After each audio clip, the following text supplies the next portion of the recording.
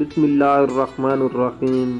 عربی کا ایک مقولہ ہے، عورت اگر پہاڑ توڑ کر بھی دوسری جگہ منتقل کر دے اور اسے اتنا کہہ دیا جائے کہ تمہارے ہاتھ سلامت رہیں تو اس کی تھکاوٹ ختم ہو جاتی ہے۔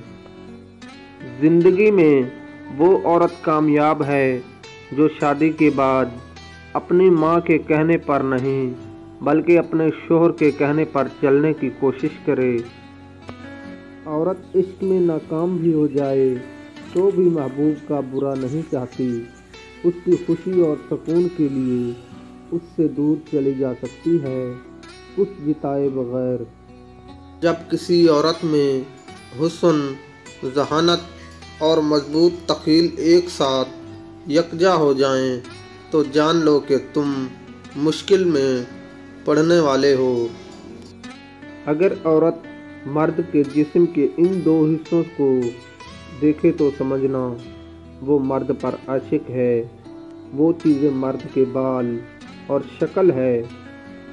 جو مرد عورت سے صرف جسم کے لیے محبت کرے گا تو اس کی یہ نشانی ہوگی کہ وہ ہر وقت عورت سے گندی باتیں کرے گا۔